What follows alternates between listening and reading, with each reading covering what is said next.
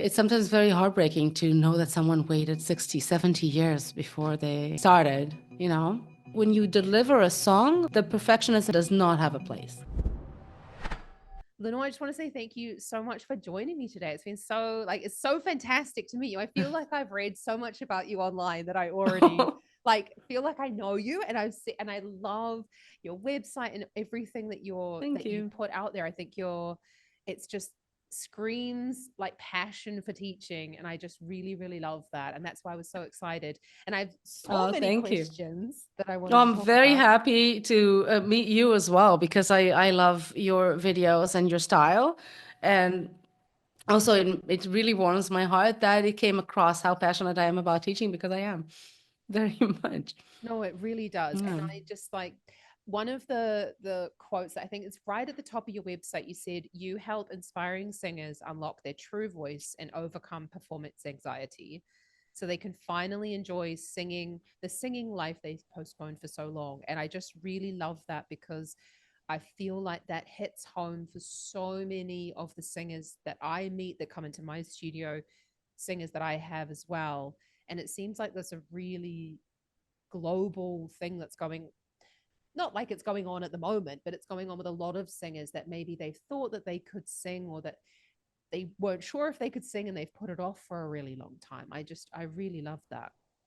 Yes, it's such a soft spot for us as humans, our voice.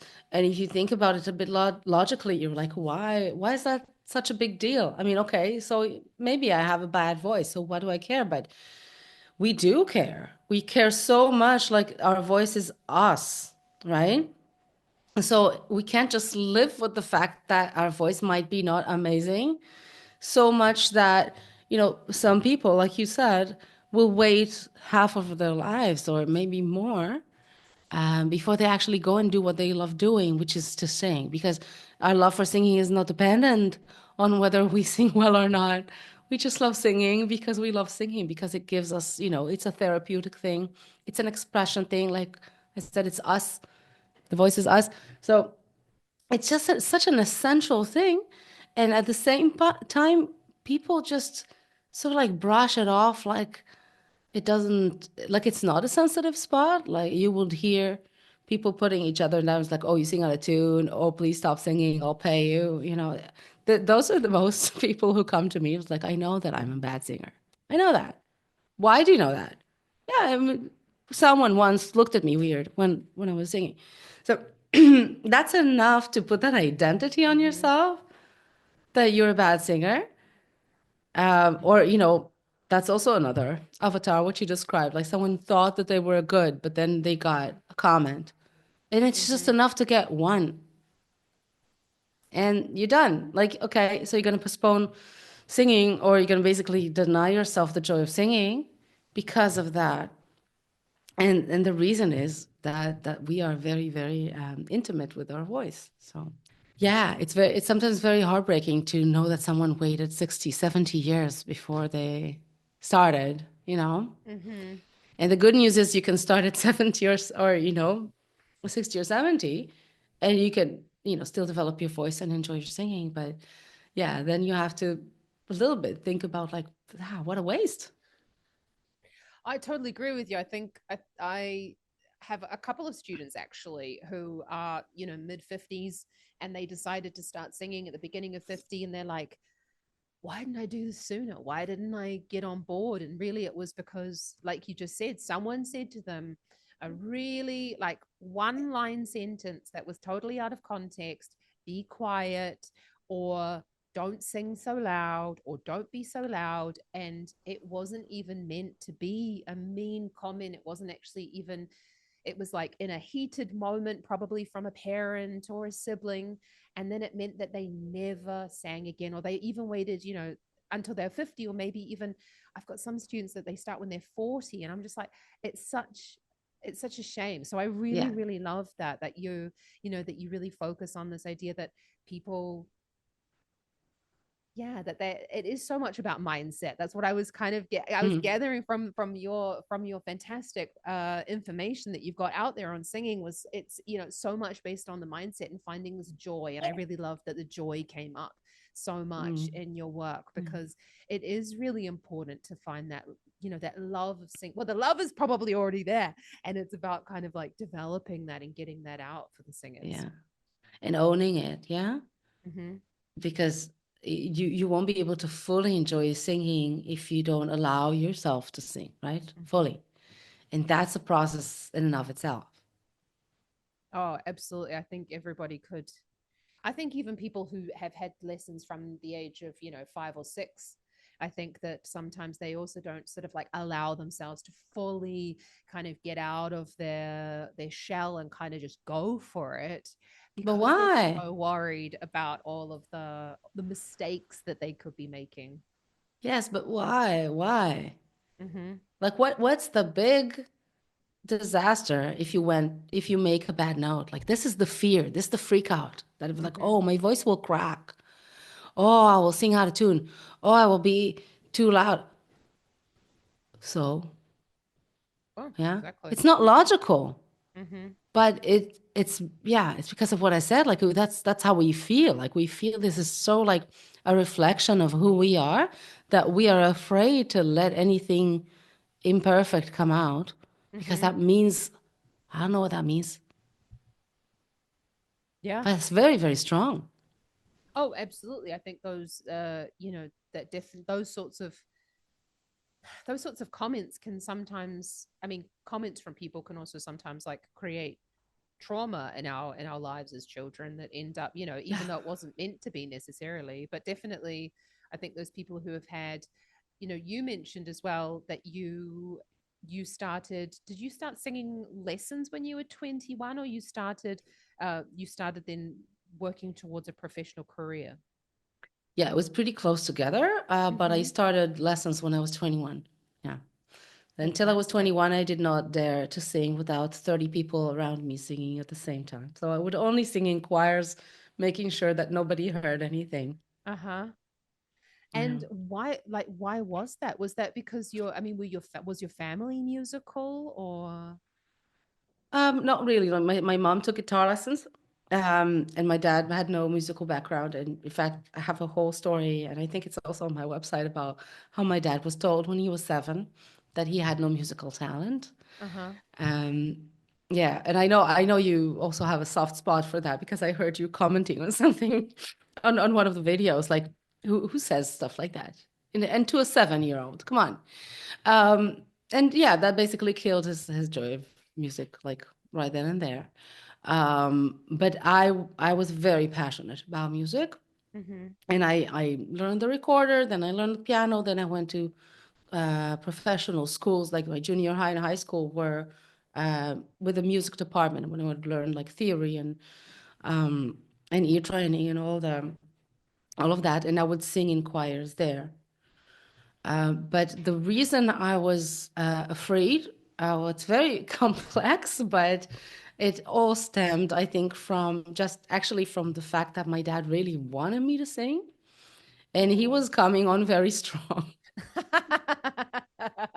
Sometimes our parents use us to fulfill their own Yes, that's dreams. my theory. Like he had that voice and it was like, sing, sing, sing. And I was like, leave me alone, leave me alone. And I really developed like anxiety from that. Like I didn't want the rumor to get to his ears that someone heard me sing because he would be like, why does the conductor in the choir gets to hear you sing and not me?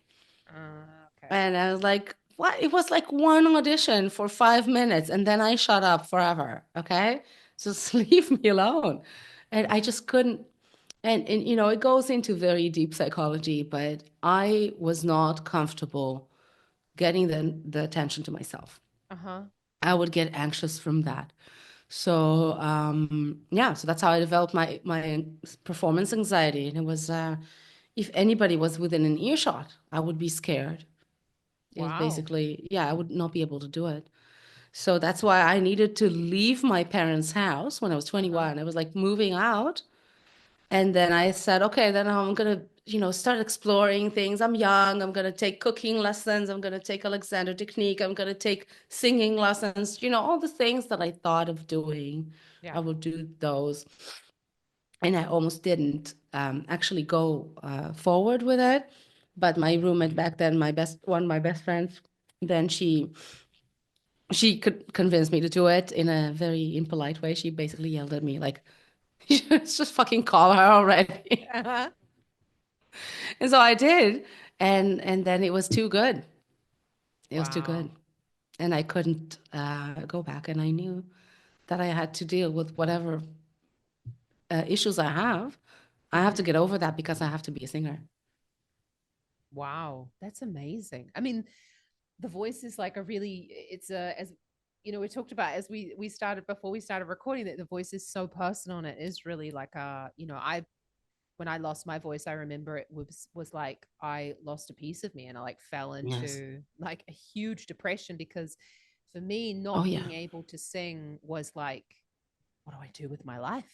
Yeah. What is Like, this? who am I Yeah, even? exactly. I am Zoe, the singer and singing teacher, like who am I without this thing? Mm.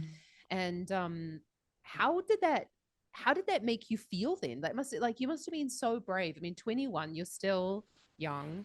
That must have been like such a difficult decision for you to then decide like, no, I'm gonna do this music thing. I couldn't. I couldn't choose otherwise. Mm-hmm. The um, the feeling I had after the lesson was, it was very familiar. Like I was running. I think I also tell that story somewhere. I was running from my teacher's house to the bus station. It was supposed to be 10-minute walk, and I ran that the whole thing. And I was full of adrenaline, and I was just thinking, like, where do I know this feeling from? Where do I know this feeling from? And it hit me that it was the moment when I was in love with this guy for months, and we had our first kiss. That was the feeling. Mm-hmm. So I was in love. I couldn't not do this. Yeah, Yeah. this was my love. And I would, sweat and pant and suffer the whole time, when I was forcing myself to practice. Because, by the way, nobody told me how to go about it and handle stage fright and Mm-hmm. stuff like that. So I just basically, exposed the therapy myself, sort of like flying blind, but I had to do it. Wow. That was for me, basically. There was no other way. I think that's just so amazing. Did you then that's wow. Like, so you decided at then like 21 to start taking your singing lessons. And then when did you go and study? Because you studied at the Jerusalem Academy of Music and Dance. Yes. Was that sort of like in quick succession, or did you just decide like, I've got to study this? Like, I've got to go. Yeah, I mean, I wanted to do it immediately, and my teacher said, "You're not ready." Of course, I wasn't like, "Yeah, I've been doing this for 2 months. Relax." But I wanted to go immediately to the vocal department. She said, "You're not ready." And it's like, okay, but I know that I want to do this. Yeah. So what am I going to do? So I just, because I had a musical background, I decided to go into another department in the academy and just learn all the other things, right? Like take Mm-hmm. all the other courses. And when I'm ready, hopefully the next year, I will audition for the vocal department. So I managed to somehow convince myself and the jury that I'm a composer, which I am not. And I just started studying composition, and I realized that I hated it. But yeah, at least I was surrounded by singers. I would go to all of the concerts. I would make friends with all the singers. I became a singer in my identity already, That's amazing. in advance. Then, I told my teacher I want to audition this year, and she was like, "You're not ready."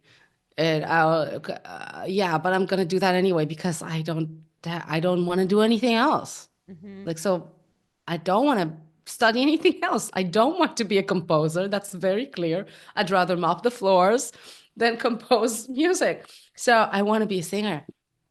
So she's like, "Well, I will be happy to teach you." And she taught me, and she told me, like, I think a couple of weeks before the audition, if you sing like that, I think you'll get in.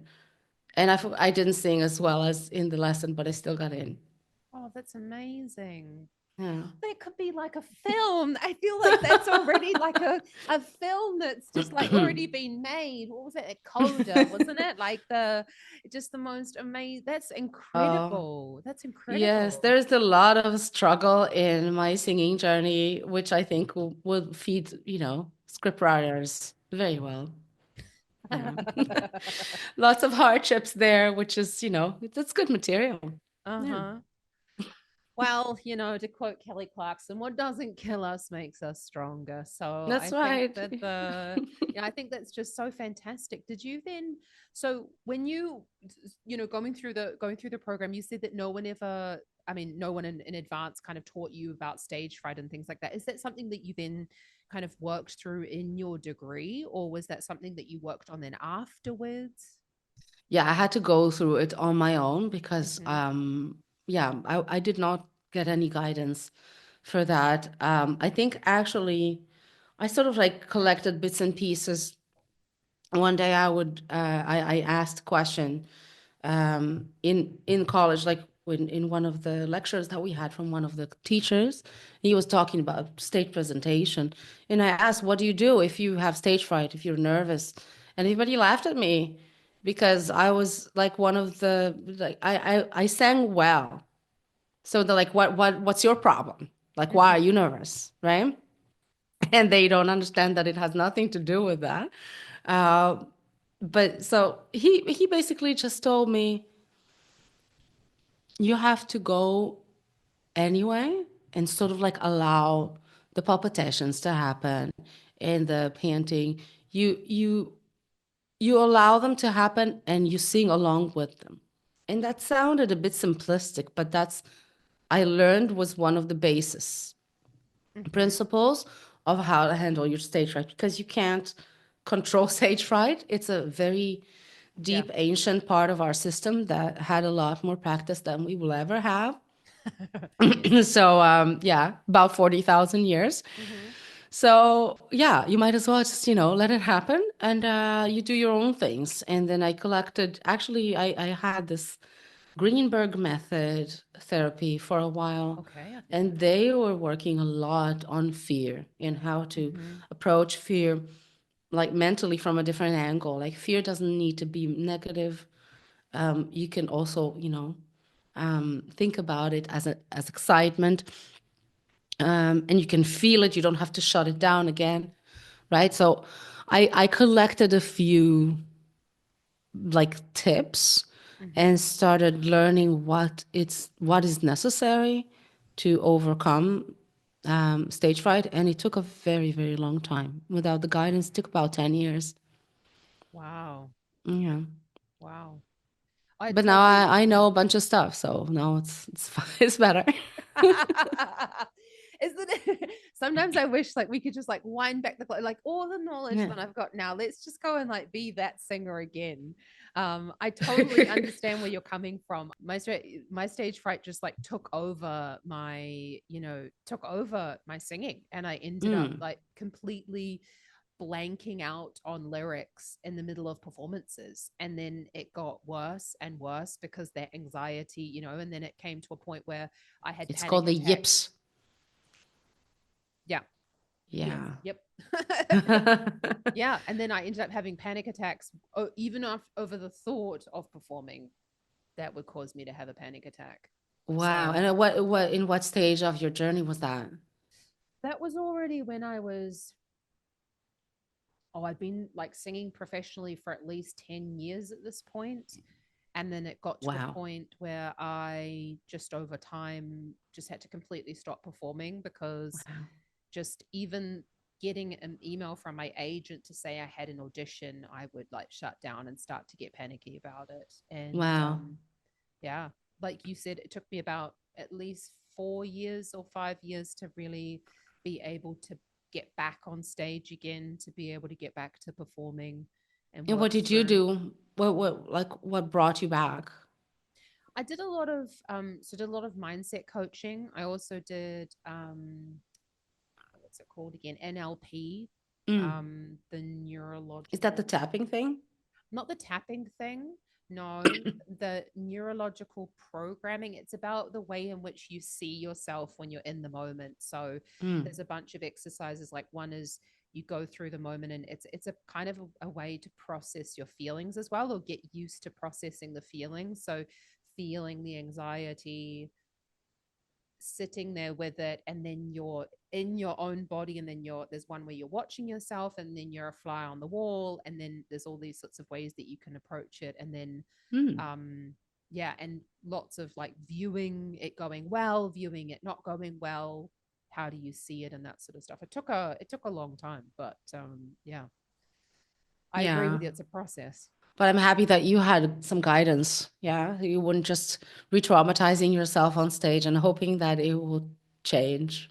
I, Yeah. I think though in the beginning it really, I never really, like you said, when I started singing, I didn't start singing lessons till I was 16, and I was terrified. I would warm up so much before a competition that I would actually have, like, I would be Vocal fatigue. exactly. I was already like oversung by the time I got on stage, and then I ended up like not doing well in competition. I was like but I could hide it really well. So no one thought like, oh, she's nervous. Like you wouldn't see it, but I came across as being very cold. Mm. And yeah, that was one of actually the feedback on the day before my master's final concert performance. My professor said to me that I was the most awful person he'd ever met, and I was never going to work in the industry. True story. And that I was the biggest bitch that he had ever seen come through this program. And I just lost it because I was just like, you've got to be joking me. Like, I am a 22-year-old young woman. You gave me nothing. And I was like scared. So, yeah, I'm it was speechless right now. it was What? shocking, but I think sometimes a lot of, as we've probably both experienced, I think like you said, no one really gives you help for these things. And now as teachers and educators, for like the length of time that we've been teaching for, we can see these anxieties coming up in our students and notice that the defensiveness is due to anxiety, or that kind of like bitchy comment is because they're really nervous or they're hurting or something's not going right within them. And that's kind Hmm. of, yeah, I suppose that's what I wish for everybody, but unfortunately it's just like not true for a lot of these institutions. I hope it means that we're raising a new generation of teachers, right? I hope so. Because yeah, I mean, you and me, we got the technique basically, Mm-hmm. and that was the focus, right? Like just like let's make the voice good, Yeah. and if you need emotional help, get a shrink. Like I'm not supposed to handle that. Mm-hmm. And because we understand that it's like an integral part of the education, so now as teachers we're giving that, and Oh, we're absolutely. listening to that, and it is an integral part of the education.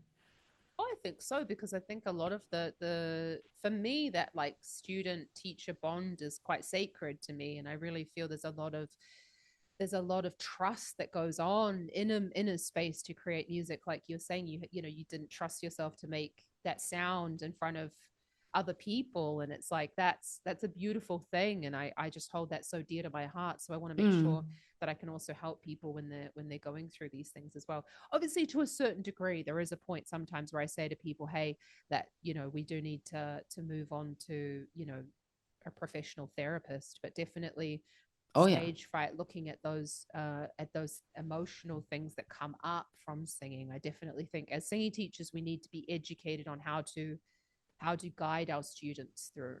Yeah, one of my common phrases is I'm not a psychologist, but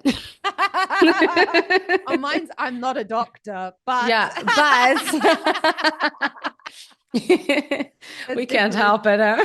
no. But at least we cover ourselves like, yeah, I'm not qualified to say what I'm about to. But I'm like, I'm not a doctor. But some person said this to me a while.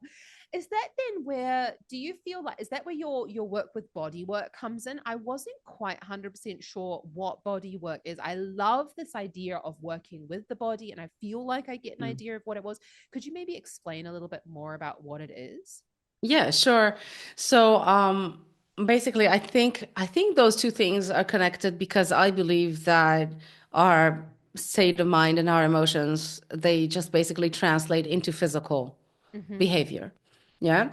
So body work works on the muscle tension in your body, mainly the muscle tension around your throat, if we're talking about body work for the purpose of good singing. Yeah. Mm-hmm. Removing tension from around your throat, which basically means from most of your body, and aligning the posture. Yeah. So for the technical purpose of that is that you will have a free voice, that the air can just flow freely, Mm-hmm. and you're not going to choke yourself at the same time as trying to sing because that's probably not going to work very well. A little bit Um, tricky. yeah, but I mean, for me specifically, I pretty much know that I had horrible posture and horrible tension around my throat because I also had other issues. Like it was all stress. Yeah. Yeah. And the way I handle stress, specifically for me, was show everybody that I'm serious. Yeah. So I would show people that I'm working hard by hunching, like picking up my shoulders, Mm-hmm. by, just being, alert with the head like that. Of course, jaw attention. That was all like a part of it. And I'm very talented in that way that even if I, work on releasing one body part or the most body parts, I will always find something to like, so one of my teachers would call me the grabber, like you're grabbing on the sound, grab. Um, and I was, yeah. So my first teacher was talking about yoga already. It's like, yeah, you need to do yoga because your posture is not okay and you have a lot of tension and you Mm-hmm. go do yoga. And I was like, yeah, that sounds like a good idea. But first learn how to sing, right? Like I don't have all the money in the world. When I have some extra, I'll go get yoga lessons. But at some point, one of my teachers said, it was not actually a voice teacher, it was a co-répétiteur. How do you say that Mm-hmm. in like a vocal coach, but that is a pianist. We would call it in English a repetiteur. So like it's yeah, Yes. we just take out the corps. Oh no, the Yeah. core. Repetiteur. Yeah. So he basically gave us, like the whole group, an ultimatum. Like, if you don't do yoga, you can't sing. That's how he put it. Yeah. So, I mean, now I know like yoga is one of the ways that you can work on your body, but that's what he basically meant. Like, you have to make sure that your body is open. Otherwise, he will not be. So that's when I started doing yoga, and the teacher I went to in Berlin later on basically told me like this: whatever you think you're doing is not enough. Your body awareness is about zero, and I can't do my job like this. So go fix it and come back. So she also gave me an ultimatum. This is something like I have to say this out loud because I was very passionate about singing and I was very serious about singing. Yeah. But even I needed someone to just tell me directly, you can't sing at the same time with your shoulders doing this Yeah. because you'll be choking your voice. It's not gonna work. So Mm-hmm. she had to tell me like, yeah, this is where this stops. You go and you do something about it right now. Yeah. Okay. And I went on to do all kinds of body awareness methods. Yoga was one of them. Pilates was one of them. Greenberg, like I told you, I did Alexander a lot, Mm-hmm. Alexander technique. I did gyrotonics. Yeah, I did all kinds of things. Yeah, Yes, I've heard but of that one either. they're I'll write that down. all um, different ways to achieve the same thing, which is open body, good posture, grounding from the pelvis Mm-hmm. down, releasing from the chest up. And just this, basic things that I'm sure it's not any foreign thing to you that you need those stuff for singing. Yeah, just alignment, you know. Absolutely, alignment. I think though, I just hung my head because it's I find it sometimes so frustrating when teachers are like, right, I'm not gonna work with you if you're not doing this. And it's Yes. like, for God's sake, why can't you just be direct with me and just say, hey, Yes. your posture is crap. Yeah. Can we work on it? Or Yeah. like, can here are some ideas? But Yeah, that would be a better approach for sure. I feel it just reminds me so much. I remember like because I used to be a lot. I'm very into lifting weights, so I've tried yoga. I'm very impatient. I really dislike. I find it very boring. Mm, I find Pilates incredibly boring. I like weightlifting, and that's how hmm I have found much better posture, much better muscle control through weightlifting, and obviously stretching. You have to, unfortunately, um, but definitely, getting into the body. And my teachers always said to me, like, you shouldn't weightlift. Like, singers should not Hmm. weightlift. Like, Oh. ridiculous. You should not do anything. Shouldn't work your abdominal muscles. Shouldn't work, like, be careful. It's all going to destroy your voice. And so Okay. I ended up like stopping weightlifting for a while because I was like, I'm a serious singer. Like, I'm gonna, if they told me to give up coffee, I gave up coffee. If they told me to give up milk, I gave up milk.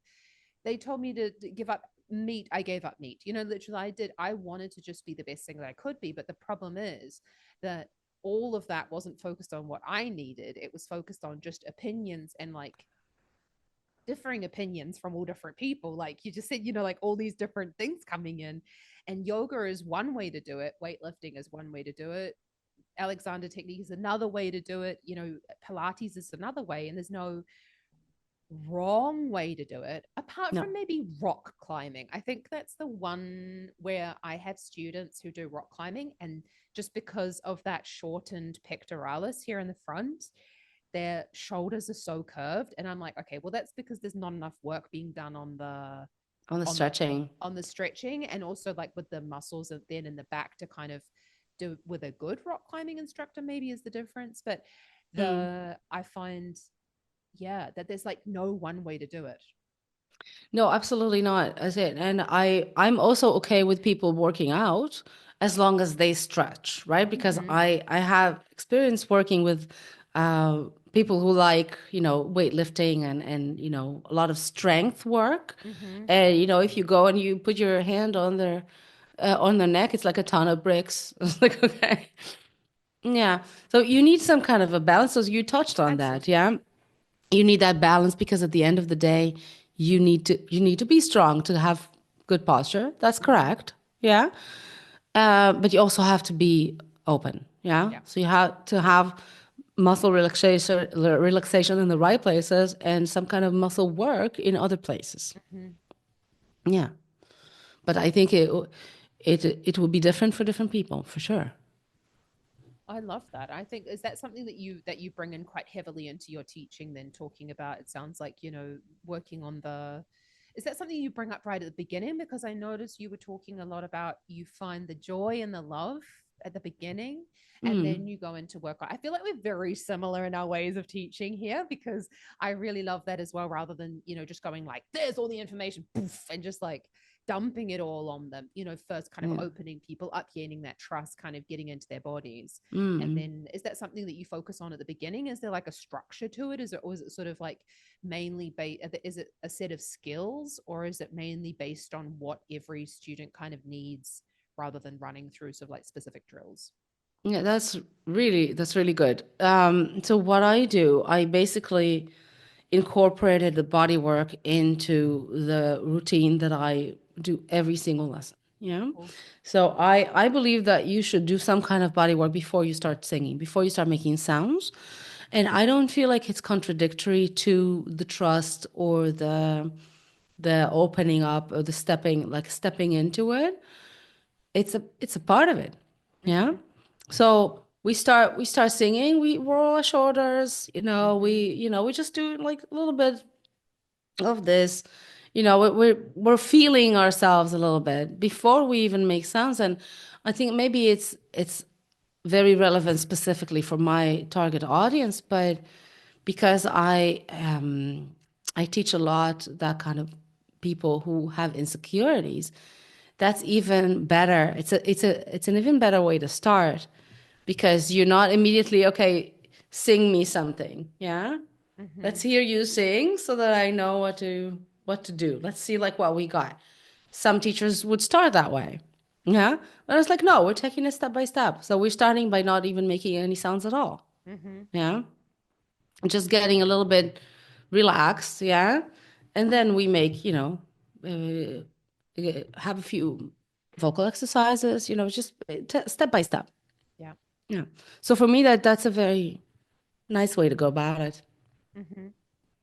I love that. I think you just my students are gonna like watch that and they'll be like, "Oh, Zoe and the shoulder rolls." That's when we start every lesson like that. Yeah, well, it's classic. I also love it because I'm also a bit of a I'm a fan of like habits, and I'm a fan of like linking habits to signal the brain that we're getting into something, and so I Mm, tend to have sort of the ritual first bit of the warm up, like the stretching and the shoulder rolls and there's the sighing and the yawning to kind of signal to ourselves, okay, right, this is the singing moment. I'm coming into the singing as a transition exercise, and that's sort of yeah. I'm very much a fan of getting into the body and the movement, and yeah, I think yeah.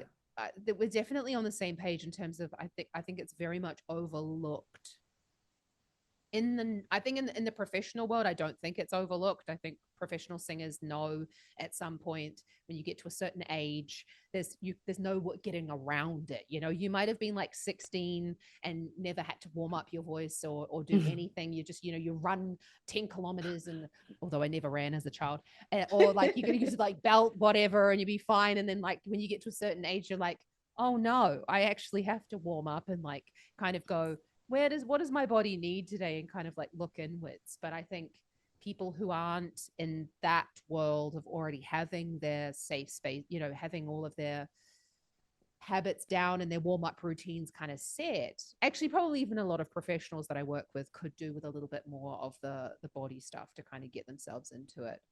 Yeah. um It's I easy think to it's definitely skip that. overlooked. So, I mean, from what you're Yeah, telling me, you are just as much, in favor of body work as I am. It's I just love that, it. I went around and got all kinds of like different tools and different Mm-hmm. ways, but like you said, it doesn't matter. Like as long as we get our goal is to get Mm-hmm. into our body Yeah. and to make sure that there are as few things in the way of the voice as possible. Yeah. Oh, Yeah. I love that. I really love that. Does that, I mean, that kind of comes into this idea of talking about the importance of like freedom of expression. And I noticed that as well, that you talk a lot about this idea of that there's no, what did I write here? I don't feel like I can read my handwriting, unfortunately. That I think happens I to should go me back all to the time. I think I should go. That's the problem with being online is I don't write anymore, and I'm not even going to show you because it looks like a 5-year-old wrote this. That the how does this idea of sort of the importance of freedom expression then come into your teaching? Do you feel? Well, wow, great question. Um, but the first thing that I have to work on, usually, the first thing that jumps up is what we talked about in the beginning, the allowing the sound to come out. And that's a very heavy psychology right there. And I'm not a psychologist, but I Okay. know that it's going to be difficult. Yeah, the way I work is technically is open up the voice, which Mm-hmm. means, all kinds of things might come up, Yeah. while you're doing it. Or you might sound louder than you're used to. You might sound bad. You might have a bad note. That's like, I don't know a path where you can learn to sing with 100% good notes. So there are probably going to be some bad notes in there, maybe some cracking, maybe some all the stuff that we don't like.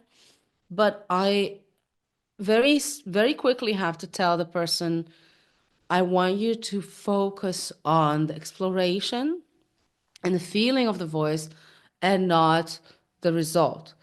Because that's what everybody wants to do that. I wanted to do that too. You want to sing a certain way. You want to sing well, but you don't have the tools yet. You don't know how to do that. So it will be actually a waste of your time to try to get that result before you went through the exploration phase and Mm-hmm. the muscle memory phase. Yeah. So we need to like know in advance, okay, if you do this, you probably get a loud sound. You probably freak out. Okay. Ask yourself this question. Does it hurt my throat? No? I love it. Yeah. That's Does it cool. sound absolutely horrible inside my own head, but it feels good here? Yeah. We keep going. Mm-hmm. Yeah. So this is the thing that I need to the people need to wrap their heads around, and the actual system is gonna react to that. Like you're Mm-hmm. most people are not gonna like that experience at first. Yeah. Of course you can work on it and you can actually start liking it. Like you can teach yourself to like those moments when you're like, ooh, like one of my students called it popping the ears. You know, when you make the twangy sound, Oh yeah. it's like she feels like she's popping her ears. And at first she's like, what? No, no. And then she remembered what I said. Actually, it's not like uncomfortable. So I'm just gonna keep doing that. And then she did that in the lesson. And it's like, that's great. It's like, oh, all right. So she would just get addicted to popping her ears. She would like go around the house and like popping her ears. Mm-hmm. Yeah. So you can get used to those things, but the first step is to know that you're gonna make loud sounds Yeah. or weird sounds because you have not made them before. So of course they're weird, but that Mm-hmm. doesn't mean they're not good. And it's not the time to decide if they're good. Yeah. Yeah. So that just getting comfortable with that, with that reaction Yeah.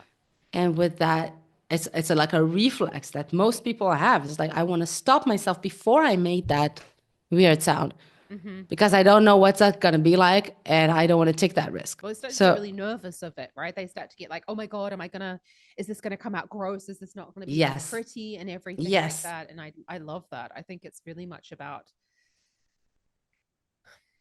just I think so much of that comes from though I always ask were you allowed to be allowed as a child? Were you allowed to mm. were you allowed to make funny noises as a child? Because so You know many the answer to people. that. In 99.999% of Yep. cases, the answer is no. Yeah. Yeah, but I ask because a lot of them have never thought about it like that. Yes, that's right. A Yeah. lot of them, I grew up on a farm where I mean my we didn't, no cell phones, so I just had to call like yell to my dad to come in for lunch and for dinner, Mm, or like, where was he? Or we, even the classic, did you yell to each other in the house or did you go to that person to then mm, ask them something? mm, And like in my husband's family, he actually gets really annoyed when I like just yell at him.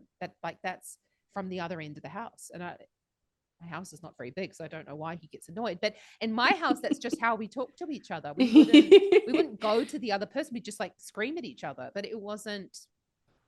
That's why Yeah. I now, I then had an issue with singing very loud to a point where I, was singing too loud and it was pressing, but I wasn't feeling uncomfortable. It was just distorting the note. And so, yeah, I think that's a Mm. lot of it has to do with the way that we're brought up.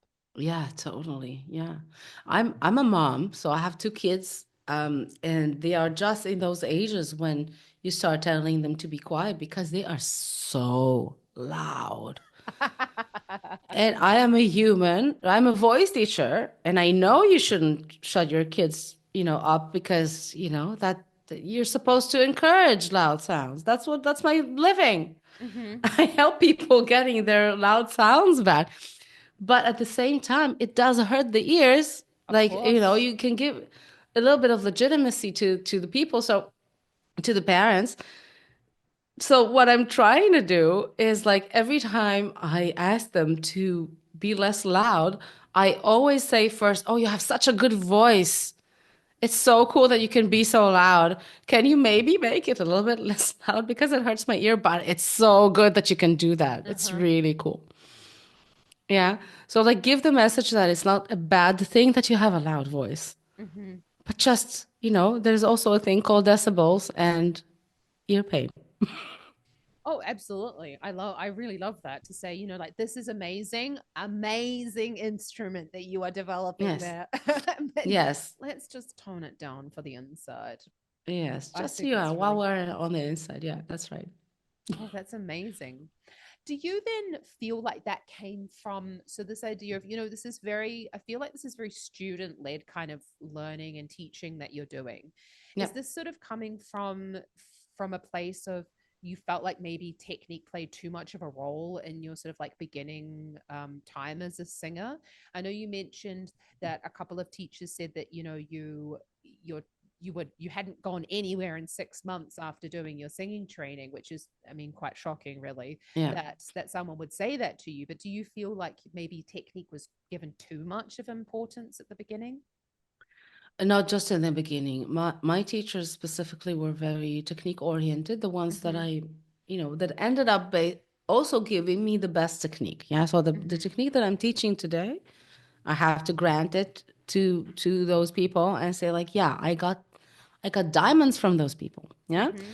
But at the same time, it was so technique oriented that I would never sing a whole song. So it would be like we have to make every note perfect and Mm-hmm. always look for more, more, more. And that's a part of the way I teach as well. That's why I can also work with professionals. Most of my students are not professionals, Mm-hmm. but I could because I always have that suspicion, like, is that all? Is that all? Yeah. And there's Mm-hmm. just something fun about that, suspicion.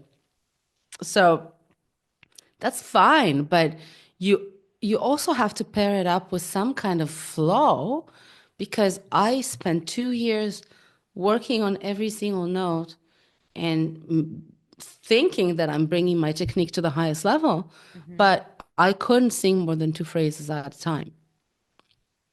I couldn't. Like it was psychological, but it was also at some point, it just stopped me dead in my tracks. So I remember to this day, sort of like a master class that I did with a different teacher. And he said, okay, let's start the song.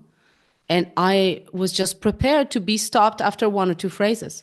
And he didn't stop me. And I felt like, please, like in my brain, I was like, please stop me. I don't know how to go on. Wow. So that was like this form of dependence on the Mm-hmm. teacher, Yeah. yeah, that also manifested in other forms, of dependence on the teacher. Like I would not go and audition anywhere before consulting with them. Like, am I ready for that? And blah blah blah. And of course, the eventually the evaluation, if the sound is good or not, that's up to the teacher only. Yeah. So there was a lot of yeah, it was not student led at all. Mm-hmm. Yeah. And what I'm trying to do, because I'm aware of the problems that are created, is to, like I said before, lead with the exploration. So you make sure that you have healthy sounds coming out.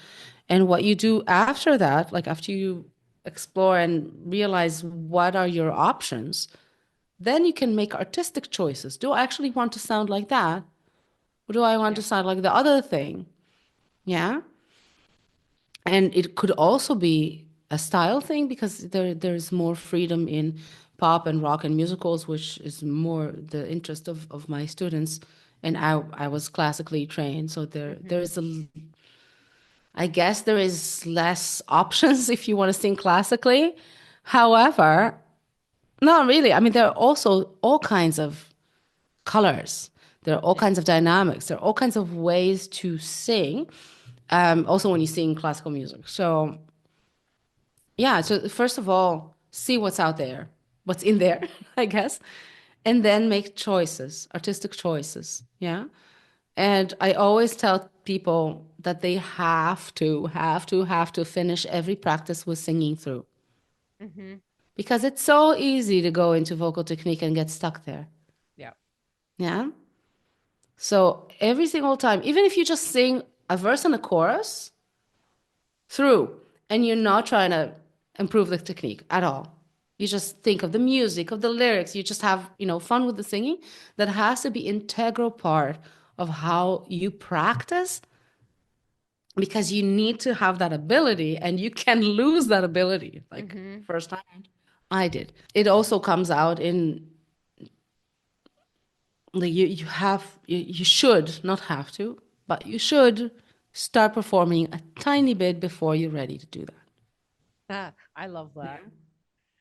I So really love I'm that. trying to like maybe I'm trying to compensate a little bit of what how I was handled. Yeah. So, like Mm-hmm. you shouldn't do this before you're ready. But then you wait a long time before you're actually ready. Like for me, it took 2 years. I only did technique for 2 years. No auditions, no performing, because I thought I was not ready. Yeah. And I waited for them to tell me that I'm ready. Mm-hmm. Yeah, you're gonna wait a long time. And guess what? If you go on stage, then you're a beginner again because you haven't done that in 2 years. Mm-hmm. So all that hard work, and you have not trained transitioning between the technique mode and the performance mode. Yeah. Then that's when it all falls apart. I think that I just agree with you 100%. I think that I'm also as a classically trained soprano, I just don't I there's so much focus on, I remember doing hours and hours and hours of just singing like just arpeggios, like just Mm. loads and loads. And it's like, well, where does this arpeggio actually fit in? But I, trusted so much that this was, the best for my voice. But it made me so, I got so in my head when it came to singing because I was so, does that sit right? Is that exactly what we were going through? Because every single time we would sing through the song, it was like, no, that's not good enough. It was never finished. And I was always, as you just said, looking for the teacher to then say, is that finished? And it's like, Hmm. is it ever really finished? You know, because even when I was No. watching, I really enjoyed watching like those Netflix specials about singers and watching all of their. And I remember watching the one from Lady Gaga, and she was performing at the Super Bowl, and her kind of lead up for that, and the way in which even after the performance, actually she was like, oh, that didn't go well, or that didn't go well, and that didn't go well, but she was like, right, I did the performance. It was it was good. Even at that kind of level, there's something that maybe doesn't go to plan or isn't what you necessarily wanted to do, but rather than like letting that ruin the whole memory of the Super Bowl performance, she decided to just go, that was a really good performance, congratulations team. And rather than always like looking from the external to kind of get that approval for your performance. Yeah, I mean, you can get stuck there. Yeah. Mm-hmm. And in that perfectionism, right? So always need to be better, never good enough is really good and necessary to get better, Mm-hmm. but it's not going to help you at all when you are creating a performance. When you deliver a song, the perfectionism is not that, in my opinion, does not have a place. You have to Mm-hmm. put that on the shelf and you have to focus on something else. You have to focus on the whole song as a whole. Yeah. And that's why it's so important to me to make that transition. Mm-hmm. So every time you practice, you have a little bit of technique and then you have a little bit of singing through. So you are training yourself in both modes because those modes are contradictory. Yeah. Oh, absolutely. As soon as you introduce nervousness and anxiety into it, like all the technique goes out the window, or it sits there and you're like, that was actually pleasantly surprising. I'm quite, shocked at what just came out of my mouth. And Yeah, and that's a part of sometimes, that. Yeah, it's yeah. a part of of performance because it's such a different experience than Mm-hmm. working like practicing at home. But that's also something that this transition can help with. Mm-hmm. If you're used to going from the perfectionism and the technique, like zooming in to the singing through, then at some point you'll have more and more of your technique in the singing through part. Mm-hmm. But that has to happen on a regular basis. Yeah. Oh, I love that. Is that how you, because I know that you teach can you explain a little bit about the way that you teach now? Because you were explaining to me before we started recording that you teach it's a 6-month program, right? Mhm. Is that how you encourage your students as well to work? There's a little bit of technique, and then it's a more of a focus on performance as well. Yes, absolutely. Yeah. So in my book, you train the voice and the stage in parallel. Mm-hmm. Yeah.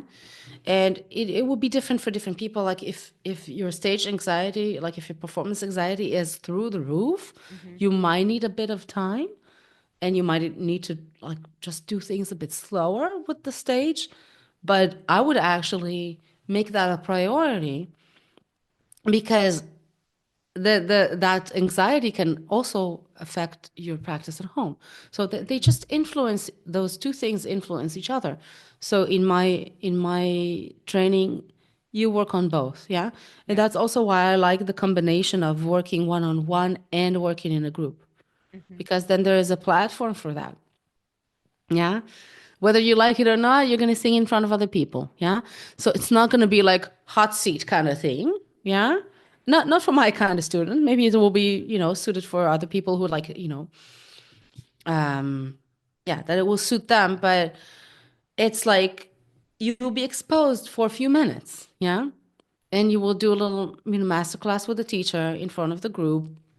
Maybe not every time as well. Yeah. So, but there is this combination of one person sings in front of the group does stuff together as well, and then we also work, when we work one-on-one, it's more like, what do you need right now for your journey, like Yeah. what are your main vocal issues that you need to work on, um and then there can be some customization. But to your question, yes, the the stage has to be there from the beginning. Amazing. I love that you're saying, not quite hot seat, but definitely the idea of, in a supportive environment. I really like that, of like the group setting or the cohort, or whichever way you work it, that they have a chance to kind of also see the development, because we start to realize that Yeah. actually all of our issues with our singing are pretty much the same. And so, that person might have a problem with their pitching, or that person might have a problem with stability of the tone. And actually, that person will benefit from what we're talking about with the pitching. And same with that pitching person will really benefit from talking about the stability, and seeing the other people's journeys also helps Mm. to reinforce the idea that everybody has to work on something. And even the Lady Gagas and the Celine Dion's of this world have their bad voice days, but also they like train like crazy, and also work really, really hard at their instruments. I think it's Yes, fantastic. totally. That's so important, that realization that you're not the only one with problems. Yeah. Because if you just take private lessons, that's usually the bubble that you get into. Like, Mm-hmm. oh, I have all these difficulties. What's wrong with me? Why can't I just, you know, fix everything and start singing normally? Yeah. Yeah. And when you're in a group, you see like, yeah, that's just the way it is. Yeah. Oh, Everybody absolutely. has You their can see thing. that. Yeah. Yeah. Everybody's got some sort of issue with their singing, which is, Yeah. I think, is fantastic, because I wish that I think the performance part of my degree was, seeing we did like every Friday a performance masterclass. So we would all sing in front of each other, or there was like a set group of people that would sing. And it was so nice to see that actually, that thing that was, presented to me the week before was then presented to the person the week after, and you sort of got to see and support everybody. And it also made us closer as well, to realize that we'd Mm. kind of all gone through this journey together, which I really like that way of I really like the way that you're working with your students there. Yeah, I love that myself. Like, I've been looking for something like that that will sort of like have everything in it. Yeah. Mm-hmm. All the aspects, and like what you said, like all those master classes, all those group works, they are so beneficial. Mm-hmm. And yet they're not always granted like in one's singing journey. Like, we took it seriously, right? We trained as professionals, but maybe someone who just wants to do this for fun, they think, okay, I'll just go get lessons, but they're missing out on the group. Yeah. And that is so educational. Like, you learn so much and Mm-hmm. you're supported, like you said, like there's so many benefits to that. Oh, absolutely. Do you still sing yourself? Do you still sing, like? Yeah. On I don't pursue like performance opportunities anymore okay, because I don't enjoy that energy. okay. Um, and I don't, yeah, I just don't enjoy investing in that. And I have a great passion for, for my studio and what I'm doing Hmm. right now. So that's what I'm focusing on.